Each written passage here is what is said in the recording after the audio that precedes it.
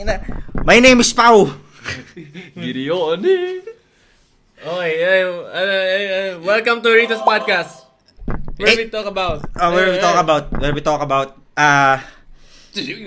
gumawa sila ng putang inang episode na wala ako naintindihan, gago. Nag-gibberish buong 30 minutes, pre. Hintang ina, hindi ko alam gagawin, gago. Ito, tingnan, ito okay, sige. Ito yung reaction ko sa kaka-shoot nila ng episode before tong matinong episode na to. Dahil dito na ako. Mga ladies and gentlemen, no? Pukin ng ina, tignan mo tong kabullshitan na to. Hey. Wala sila maintindihan. Qué bueno. Buenos tardes. Mi nombre es Gideon.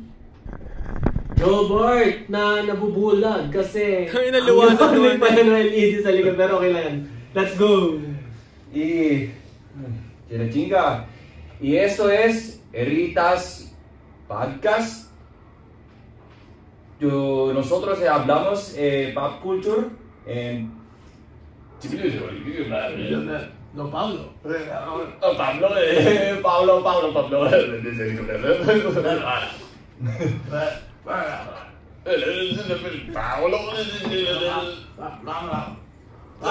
Lorenzo.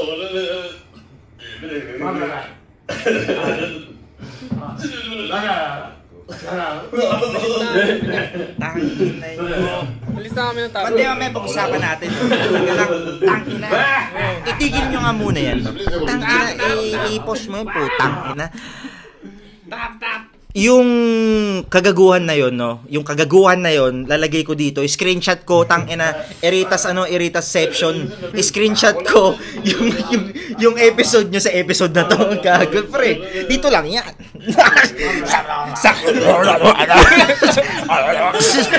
King ina mo. Pero yun ang ano. Ang ganda na ng nag-edit ako mga video natin habang kayo nagbubullshit ng 30 minutes, no? 30 minuto, talagang wala kang narinig, kundi parang lolong puki ng ina, walang pustiso. Gago. Trip na yung Ogie and the Cockroaches. Puta, parang tunog lolo na walang pustiso. Tang ina, pre. Huwag gago. Alam mo yung yung sa Alam mong may topak talaga yung anak mo kung paborito niya yung Ogie and the Cockroaches. Sa lahat ng magulang dyan, dinedeclare ko na dito. Pag yung anak nyo nasa listahan niya Ogie and the Cockroaches, mag-ingat na kayo. Mag-ingat na kayo. Shoutout sa inyong mga Ogie and the Cockroaches. Ito, dali. Subscribe kayo para sa kanila, kahit wag na sa akin. Sa kanila lang. Alam mo. Dito lang yan. Yung ganyan, no? Yung mga ganyang klaseng type shit. Pakita mo. Sige.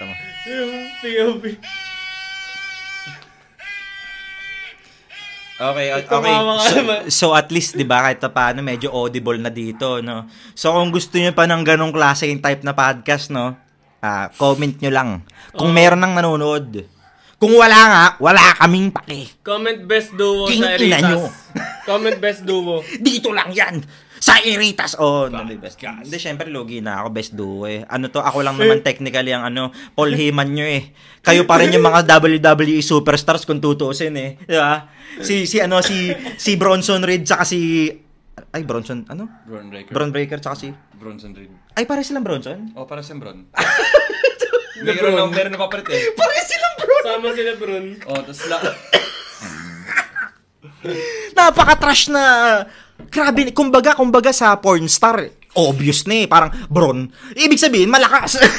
Kumbaga, di ba, gets mo yun, di ba? Pwede sila may staple. Oo, iyan puta, parang Bron and Bron, tapos si Bronny. Okay. Tapos Bronny James, tapos sila Bron. Okay, tapos kapag may Mexicanong mabilis tumakbo, si Speedy.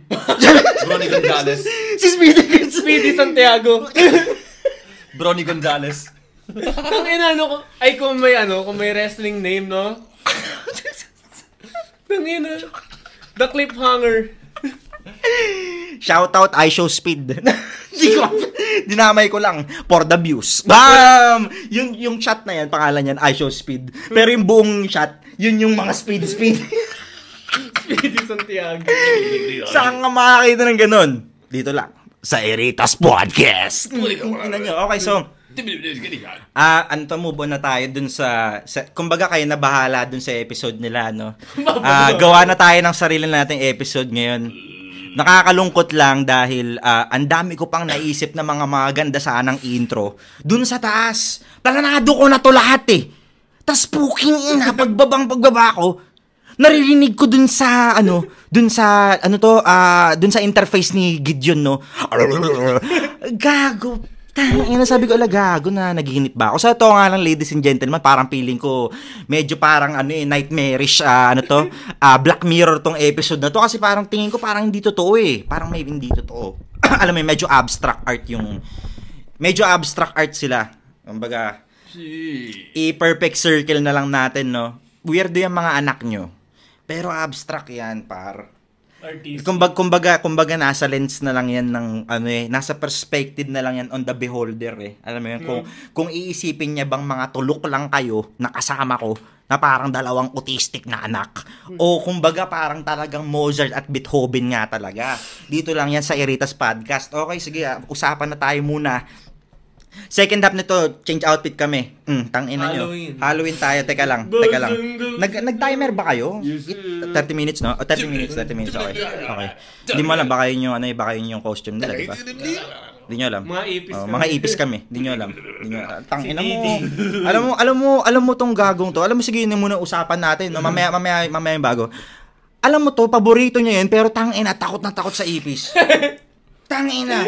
Tangina. Like, alam mo yung parang, puta, pwede kong payakin to pag ako nagdala ng, kung kupal akong tao, magdadala ako dito 100 ipis, bato ko sa kanya, oh. Kung nalaman mo yung podcast friendship over kami, pero, gets niya yun eh. Kumbaga parang, tangina, bakit kasi paborito mo yung kapulpulan na yan? Ikaw ba takot ka sa ipis? Hindi. Ayun. Ayun. Ang takot mo, sige. May nangyari sa opisina kasi Okay. May ginawa kami na may nakita kaming daga na patay dun sa walkway.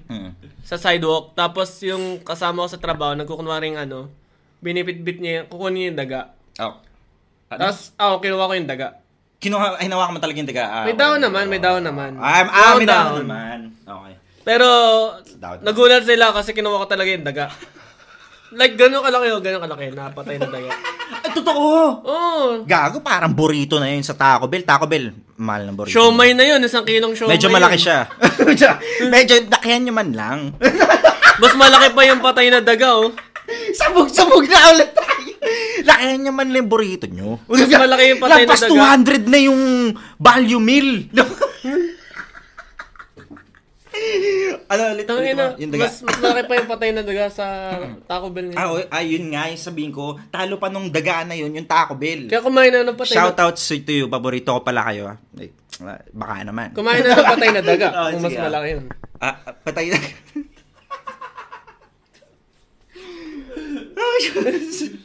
Okay. Isang pack na siomay yun, 100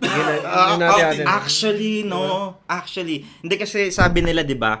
Yun daw talagang rat infestation problem. Hindi naman talaga. Kumbaga, yung mga daga na nakikita natin, parang 1% pa lang talaga 'yan eh. Kung titignan natin yung pipeway, yung pipeline talaga natin sa baba, andun daw talaga nakatira yung mga daga eh.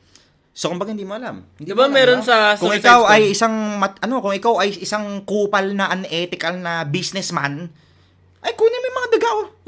Bayaran mo yung mallman sa Makati. Yung lumalabas sa sa kanal sa Shumais with rice. Shumais. Tangina, OG concept na. Sa inyo na 'yan. Welcome. You're welcome. Alam niyo yung sa Makati, yung galing sa kanal. Eritas Podcast. Yung galing sa kanal sa Makati, yung lumalabas sa kanal. Oo. Yun nga, dami dun eh. Bayaran mo yun. Oo. Babaeng lumabas sa kanal. Yung mga lumalabas sa kanal. Ano nga ulit yun yung may reward? Basta ito yun. Wait. Try ko search. Okay, sige. Tawag sa kanila? Mall People of Makati. Oo. Ayan. Topic combo. Yung... Pakita mo sa kanila. Lumabas sa kanal. Ayun, siya, The Grudge, Philippines, Philippines edition. Ayun meron pa isa. Nakita mo na ba ito? Oo. Ano kayang plano nila sa masa? Ayun. Kesa para bigyan ng trabaho, taga-kuha ng daga. Oo. Hindi. Okay, sige. Oo, tama. Hindi tama yung gawing siomay. Pero kumbaga, kung ganun lang ka-efficient, medyo kakaiba nga pero yun nga kasama natin mga Ogie and the Cockroaches na abstract na artist dito. Pero kung iisipin natin maigi, medyo nakakatawa nga yung concept. Pero kung kunwari nga, mga unemployed na mga tao, kunwari, kunin nila sa mga ganong klaseng project, na parang, uy, exterminate kayo ng daga. Yung dami ng daga nyo, incentivize natin yan to 50 pesos, 100 pesos, 200 pesos. Alam mo yun? Depende sa laki. Oo, like, hindi kasi naman siya voluntary work Voluntary work na may kasamang pera on the side. Kung iisipin yun ng mga tao, medyo nakakatawa siya, pero economically speaking, di ba? Wise yun, man. Di ba? Yun nga kumbaga parang, may pinapagawa ka na dito sa mga taong to, therefore, itong mga taong to don't have time to reproduce. Kasi nga, ano bang gagawin mo? Hindi! Di ba? Totoo naman, di ba? Hindi, totoo naman. Baka naging politika tayo. Mababawasan Bullshit. Mababawasan pa yung population kasi madaming magkaka-leptos pa. Hindi, wag mo nang sambihin yun. Hindi, kumbaga, voluntary work nga kumbaga, bahala ka. Kumbaga, proceed with caution. Kumbaga, tanga ka kung, alam mo yun, professionals Alam mo yun, tol? Kumbaga, don't try this at home. Sa Mississippi nga, kinakain ng daga Totoo. Sa Mississippi, kinakain daga, totoo. Hindi, siguro, hindi, pero ano kaya yun? Search mo nga, Hindi, actually, protein naman yun. Unless kung pinapakain mo ng daga yung Hindi, ang naisip ko kasi baka mamaya countryside na daga. Kasi kung countryside na daga, most likely, mga puti. at saka yung mga malalaki. Kasi most likely, ang hindi processed or toxic foods yung kinakain nila. Totoo, yun nga. Diba? Nasa kinakain yun Parang baboy lang din, pati meat. Kalasa daw nung frog legs. Para or man quail. Tapos yung sa urban rat, wala. pangit daw yung lasa. Kasi nasa kinakain. Hindi, wala na. Sayang pala. Hindi, pero sorry. Sige. Kaya nyo bang kainin ng isang Kunwari, sabihin na natin, Sige, sabihin ko, kunwari lang. Kunwari, parang sa the box. Ito, tangina, pindutin mo kung kaya mo. Wala na tayong problema pagdating sa pera. Wala na tayong problema pagdating sa pera. Hindi, syempre yung pera, kasama na yun sa pagkain. May pagkain ka na pala, by the way. Update lang tayo. May pangkain ka na? Meron naman. Oo. Mamaya pag-usapan natin yung employment episode mo. Pero anong pinag-usapan natin? Wala ako. Daga. Ha? Daga. Yung daga. Papayag ba kayo kung sakaling, kunwari, pindutin. Wala nang problema sa finances. May unlimited supply kayo ng pera, buong buhay nyo na. Pero within within reason. Yan, kumbaga within reason. Kumbaga parang hindi nyo pwedeng bilhin yung buong mundo. Kumbaga parang kumbaga kung ano yung reasonably capable sa pagbato sa inyo ng buhay, basta more of good fortune na kayo buong buhay nyo. Pero ang kakainin nyo lang buong buhay nyo rin, daga. Tapos hindi lang daga, yung daga talaga na rodents. Ilang kakainin nyo. Pwede siyang gawing kakaibang 5-star cuisine. Alam mo yun? Oo, dahil Dagain na sal. Dahil bitter nga yung lasa. Diba? Kumbaga anong pangalan ulit yung maliit na lechon? Ano yung maliit na lechon? Cochinillo. Daga cochinillo. Tangina na ganyan yung daga. Tangina! Yun yung ambag ni Paulos Ayaritas Podcast! Ganyan yung daga. May daga na cochinillo, pre. Tangina, pre. Hindi. Ang morbid doon. Kasi syempre, di ba, maliliit yung daga. So, ang mangyayari dyan is, gagawa sila ng dagang leather exterior na mukhang malaki kasi laki ng lechon. Pero, may laman yung maliliit na daga. Dagadaing. Daganyata. Pinyata na daga. Oo. Dagadaing. Dagadaing. Pekenyo idagat. Pininyang daga. Hindi, pero ano man sabi niyo sa mga ganong shit, di ba? Ano man sabi niyo sa mga ganong klaseng program, no? Oo nga, sige, may leptospirosis na risk, pero kumbaga parang it's about implementing kasi programs na yung mga bata dapat o yung mga tao magkaroon man lang sila ng goal or ng objective sa buhay nila para hindi nga sila maging tambay or maging squatter or having the mindset na parang, kailangan ko ng tulong versus, pag ako mahuhuli ng 4 na daga, may 100 pesos ako. Alam mo yung parang ganun, gets nyo ba? Kumbaga parang binibigyan ko lang din ng meaning or ng ng substance itong ating Very Ogie and the Cockroaches na episode. Pero iba pa rin yung sa kanila eh. Ito nga, no, ladies and gentlemen, akala ko yung North Korea number 1 niya, nasa baba na ng iceberg niya eh. Yun pala medyo nasa taas pa eh, nung nakita ko to. Sabi ko, ay puta, medyo nabiwirduhan na talaga ako sa taong to. Alam mo parang hindi ko alam kung nanonood na ba ako ng Monsters by Ed Gein sa documentary sa Netflix pag gantong mga tao kasama mo. Alam mo 'yun? Kumbaga ano 'yan eh. Ito kwento tayo in terms of tragedy, no? Tragedy or comedy, no? 'Di ba kasi may mga taong pumipitik, 'di ba? May mga taong nag-one bad day, 'di ba? Yung parang parang mga shooter o yung mga taong biglang papatay na lang talaga dahil talagang yung buong mundo talagang nag-against sa kanila buong buhay nila. Meron yung ngayon yung UB Express sa may Commonwealth. Ano meron? Yung diniretso na yung mga motor. Ay, totoo. O gagi. Wala, gago to tumawa. Hindi ko alam. Iba-ibang... Siguro may ladies and gentlemen eh. Estudyanteng sabi bayad po estudyante, tapos siguro ay na yung tipping point niya para mag road rage. Sabi niya na kasi in-interview siya, sabi ba't ginawa? Sabi bad trip lang ako. I hope na okay lang po lahat ng mga nasagasaan. Tanginan yung... Okay nga. Totoong implication. Hindi ko alam, totoo ba yun? Pero ganito tayo sa Eritas Podcast, ladies and gentlemen. Hindi, totoo siya eh. Totoo siya eh. Kaya sabi ko, tangina to. Anyways. Ito. Life is gray. Ay, gago nga. Ala. Ano sabi nung nakabangga? Binangga niya ba? Nabangga niya? Binangga niya. Isang patay. Ay, isang Ano sabi patay. niya? Tangina, rest in peace, gago. Bakit ka tumatawa? Putang ina. Asan ba? Sige nga. Tara. Tingnan na muna natin. Ito. Hindi, itong UV. Si UV. Hininto na si UV. Dahil si UV non-stop na siyang bumabangga ng mga motor. Tama ba? Ano sabi sa interview? Bad trip lang daw.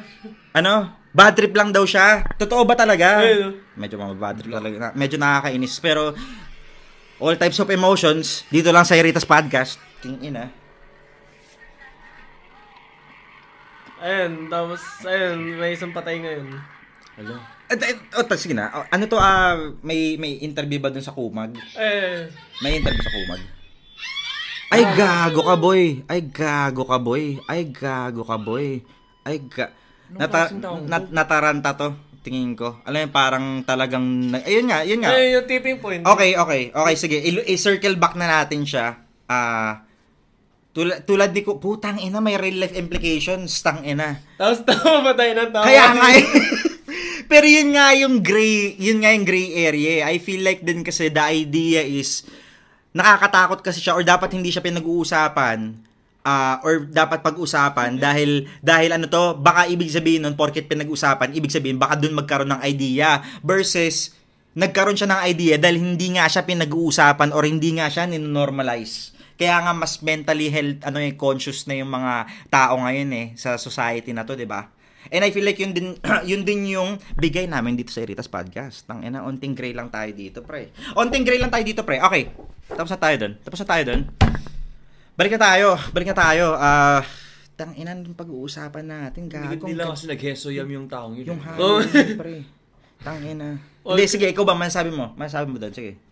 Ang lalaga. Hindi ko parang... Medyo nakakatao. Nakabigla nga. Oo, kaya nga kaya nga sabi ko ang Black Mirror palagi nating gino-joke yung Black Mirror, pero tangina yun naman talaga siya. I feel like kasi if hindi ka talaga nag-i-introspect deeply, kumbaga parang kung hindi mo iniisip yung iniisip mo, pero wag mo naman din sobrahan kasi kapag sobra talaga, anything na sobra talagang nakakamatay siya or talagang parang hindi siya maganda para sa iyo. May interview ba siya din na parang aftermath niya? Tingnan natin. I'm guessing wala yun, tol. Tangina, kulong yun agad eh. Oo, Kulong yun agad eh. May video. Sige, tignan mo nga, tangina. O tignan mo, Life is Gray. Saan kami nag-search? Sa TikTok. Bam! Shouts outs to you. TikTok. Ito. Sabi mo, dito lang sa Eritas Podcast. Dito lang sa Eritas Podcast. Pero yun, ayan yung lalaki yun. Hindi ko na pamatandaan, ma'am. What? Nakadroga ata yun eh. Nandilim yung mata, puta. Na siya ay nakainom at gumagamit ng ice. Sabi Ayun na. Nakadroga. Oo, gagawa pa ng rason. Ano lang daw. Kala niya green light. Ayan dali full circle moment. Naka-speed. Speedy. Si Speedy Santiago pala to Oy, eh. tangina mo ka, wag mo nang gawing tangina mo. Gan talaga. Gan talaga. It is what it is. Nasa 14 na sa gagawin samantalang isang na rider na nasa wait. Oh shit. Okay. Sige na. Move na tayo. So yun na nga yung yun na nga yung parang take away lang natin dito, no. Ang take away lang kasi natin dito is I feel like kasi maganda nga na nagiging mas mentally aware na ang society natin ngayon. Mga good takeaways tayo, no. Much more awareness pa sana, 'di ba? Kaya siya tinatawag social science. Hindi naman sa nagpapakaano ko, pero minsan kasi the absence of talking about sa emotions mo or health regulation, minsan pag dinadaan na lang natin siya sa scapegoat, talagang dahan-dahan, hindi mo alam, parang, tawag doon? Ginagaslight mo na lang yung sarili mo minsan eh. Ginagaslight mo na lang yung sarili mo. Hindi, okay pa ako. Alam mo yun? Instead of talagang pakiramdaman mo na lang yung void eh. Alam mo yun? Talagang tanggapin mo na talagang may void talaga eh. Alam mo yun? Like, kaibiganin mo. Hindi ko alam, lumalim tayo, sorry. Tara, live update tayo. Kamusta naman trabaho mo? Masaya. Sumisweldo eh. Fuck! Ayan, yan, masaya. Baka masaya tayo sa Eritas Podcast. Masaya. Depressive episode ba yun? Ang bullshit nito. Tangina, kung isip mo, yung kanina, Totoo. Tapos biglang ganito, no? Tapos biglang, pasensya na. Wala kasi nandito na siya. Kaya nga, dito na kasi ako taga-sira ng buhay. biglang masaya. Normie. Ayun, naman, kinakaya naman yung mga gawain, pero, ayun, buhay pa naman. Pati, laganap yung flu. Isang buwan to eh. Boy pa na. Laganap yung flu ngayon, kaya Laganap yung flu. Oo. Yung influencer, yung mga influencer. Ay, gago. Akala ko. Hindi. Flu nga. Influenza. Oo. Narinig ko kasi influencer. Oo nga, sabi ko Influencer. Nagkakalat na yung mga influencer. Nagkakalat na yung mga influencer. Shoutouts to you, influencers. Sana maging kami kayo. Ano daw? Kayo kami? Ano? Yung mga influencer. Maging tayo sila. Kumbaga, pagkaperahan. Alam mo 'yun? Kumbaga, monetary profit lang. Alam mo 'yun? Ikaw, ano bang pangarap mo sa buhay? Ako, pangarap kong pagkakitaan para lang magsalita ako. Diba? Kung yun yung imagine niyo, 'di ba? Imagine niyo. Pangarap ko kumita yung namin. Yun na nga yung punto eh. Kaya nga tayo nagbibigay ng gantong content, pinapahiya natin yung sarili natin sa camera para lang sa Eritas Podcast. Hindi sa pera, sabihin ko sana para lang sa pera. Ay, ikaw talaga eh. Para lang sa pera. Para lang sa pera. Para sa Eritas Podcast. Marketing God. Dito lang. Tol, tandaan mong maigi. Sa mga normie, si Darak talagang pag tumaas yan ng kamay, yung respeto nandiyan. Hindi tulad ng mga Santino. Pero medyo iba na nga yung meta ngayon eh. Sino ba yung mga weirdo? Hindi, teka lang. Kanino ko ba kayo ikukumpara pagdating dun sa parang star appeal? Pagdating sa star appeal, kumbaga para kayong si Goldust saka si Stardust eh. Kumbaga ganun. Pero sa panahon ngayon, minsan talagang sila na rin nag-champion. AKA Cody fucking Rhodes. Diba? Mamaya natin pag-usapin WWE. Okay. So yun lang yung update mo? Kasi may influenza? kaya pala sinabi ko kasi nagka-flu nga ako nung nakaraan. Oo. Okay. Ayun. Okay, ikaw, ano update mo, Sir Guido? Magsalita ka naman. Ako lungkot to. Dalawang legendary musicians na, Ace Frehley, one of the primary guitarists of all word in, sa The Kiss. Lalo na ngayon, basis ng Limp Bizkit. Okay. Lagyan mo nga ng konting purple. Pusin mo nga lang ng konti. Si Limp Bizkit, man. Like, Ano? Sino? Yung basis ng Limp Bizkit na Ay, matay. wey! Oh. Kagi. R.I.P. Tangina. Lagyan mo ng konti. Ayan, dyan. Okay. Para tayo matamaan. Okay. At tapos? Like, yun yung parang, kasi eto, imagine nyo, si Ace Frehley naman is, siya, primary guitarist ng The Keys. Ang dami na influence sa mga modern guitarists, which is yung kasunod ni Ace Frehley. Of course, kilala nyo na, Dimebag Darrells. If it wasn't for, Dimebag's nasty lead solos, like, wala si Ace Frehley, diba? So, ayun. Ang laki ng bag ni Ace Frehley, lalo na, yung nag-boom factor talaga yung basis ng Limp Bizkit eh. Siya yung gumagawa ng mga grooves and stops sa mga riffs ng Limp Bizkit 90s. So, nakakalungkot lang. Lahat na lang ng familiar faces ng mga rock and metal legends na wala na. Ayun. Ayun lang naman. Yun lang naging takbo namin ng buhay na. Tapos ito yung takbo ng buhay namin ni Johnny pag wala si Pao. Ang ganda nga eh. Not gonna lie. I hope na gumana yung formatting nyo. Nagigets yan na ngayon. Hindi. Nagigets ko naman, ayoko lang talagang i-associate yung brand ko dito sa bullshit na to. Kumbaga ganito yan eh. Sinama mo si The Rock, tas pinagsama mo siya kay Vladimir Kozlov tsaka kay Hornswoggle. Putang ina, ano tong bullshit na to? Anong reality to? Pagka rockstar ako dapat dun sa reality na gusto ko eh. Pero wala, ganyan talaga buhay eh. Dito lang sa Iritas Podcast. Sige. Pagka nag-boom yung Ogie na Cruel Chess episode, makita nyo si Kuya Pao na gagawin. Ay, oo! Pero yun, kailangan nyo ng bayaran. Dito lang sa Iritas fucking Podcast. Kung magpapatanga tayo, papangata tayo para sa pera. Para sa ERAP, dito lang sa Iritas fucking Podcast. Okay, sige, okay. Rest in peace. Sa to lang simula nung departure ni Ozzy, no. Padami yung mga young blood content na nakikita ko sa Sokmed ko. Sa to lang talagang ako gusto kong itabi tayo doon. Gusto ko tayo itabi doon.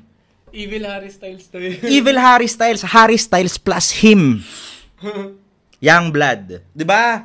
And maganda 'yun, kumbaga parang nagjo-joke kami pero big ups talaga kay Young Blood dahil nakita ko rin yung journey niya nung ando doon pa siya sa low life niya na era. Nakikinig ka ba kay Young Blood? Nakikinig. Nakakatuwa rin tignan yung batang yun eh. Not gonna lie nga, yun nga sana yung alam mo yun, medyo sad clown moment pero yun nga sana yung parang idea ko eh. Pero syempre, yun lang naman talaga yung rockstar idea eh. Talagang, 99% of the work talagang manggagaling sa'yo eh. Yung 1% na yun lang talaga yung eksaktong moment na right place, right opportunity, di ba? Kino-cover ni Young Blood yung Changes ba yun? O yung Crazy Train 2018 pa. Years before pa, and what are the odds na pinasa sa kanya ngayon yung trono? What are the fucking odds, diba? Ganun ang buhay. Ganun ang destiny. Minsan hindi mo siya makikita hanggat sa biglang boom. Biglang sumakto lahat. Sumakto lahat, pre. Malay mo, dahil parang pareho ng career kay Young Blood, malay mo yung maglabas yung Ogie and the Cockroaches ng bagong kanta. Tapos, tayo na ipipiliin ng bagong soundtrack yung Zoe. 1,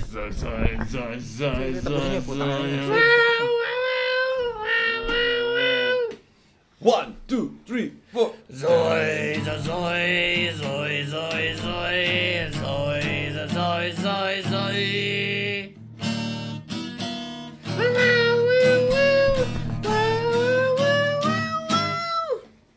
Hindi to talagang taga ako buhay ko. Taga ako yung 6 namin betlog. Hindi talaga to planado. Putang ina. Gano'n nakakairita yung buhay ko, di ba? Inang ina. Sa lahat ng alternate realities, pre. Pero gano'n talaga tayo. Pag tayo the great one. Oh, pre. Ano to with your chest? With your chest. Aray ko, gago. Natamaan ko yung kiloid, pre. Joke to, masakit talaga siya ngayon. Legit. Tumama mismo sa gitna. Aray. Sabay-sabay tayo. Dito na lang. 1, 2, 3. Pag ganun talaga, acknowledge me. Acknowledge me. Iritas, acknowledge me. Tanga na pre, yun tol.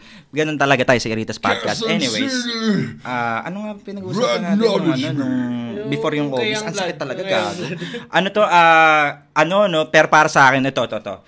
Hindi to kupal kumbaga tinitignan ko lang talaga siya in all aspects Kasi para sa akin, tumaas yung stock ni Youngblood. Hindi kumbaga with all respect tumaas yung stock ni Youngblood dahil namatay si Ozzy. Ano masabi niya doon? No, syempre man. Totoo yun. Passing the torch always, man. Totoo yun. Hindi, kumbaga sumakto yung moment Yun yung sinasabi rin na parang right opportunity at the right time Oh. Hindi naman sa sinasabi natin na gusto nating namatay sana si Ozzy. Pero kumbaga parang sumakto Oh, so... Diba kumbaga parang it makes a good story. Tapos tignan nyo to. Bet money, after 30 to 40 years, may documentary naman si Youngblood kung kailan pinasa ni Ozzy. Itong pinapanood natin ngayon, in 30 years, tataas palalo yung value. Bam. Kaya tayo nagre-record dito sa Iritas Podcast! Okay, may 2 minutes na tayo natitira dito. Bam. 2 minutes. Okay, meme of the week. Meme of the week. Dali. Yung buong podcast nyo, yun yung pukin ng inang meme of the week nyo. Yun, alam mo, magda kayo magsalita, 2 minutes na lang pala. Yun yung meme of the week nila. Ako, ang meme of the week ko. Ito na yung meme of the week ko. Meme of the week ko. Good news. Ni-repost tayo ni Center Guy. Shinare tayo ni Center Guy. Okay, at dahil dyan, Center Guy tayo isang mabilisan lang. Okay. Sige, cover tayo. Sige. 2. Center Guy. Sensational Center Guy. Hanguru wari I'm so fly. Don't stop, charisma, Center Guy. Sensational Center Guy. I'm so cool. Let's go.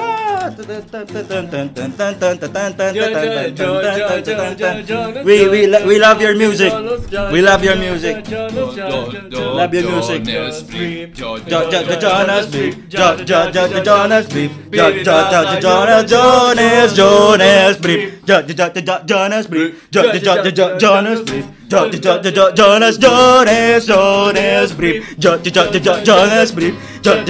At dahil dyan, dito na tayo tatapos. Sige, tuloy nyo na. Jonas. Dito tayo tatapos. Ito na yung podcast na to. Tapos na yun. Center Guy. Sentro nyo sa buhay nyo ang Iritas Podcast. Ako si Pau. Ito si Guido. Jobar. Next week ulit. Jonas for her. Also available. Jonas for her. Beast lang kami. Halloween episode naman tayo. Tara.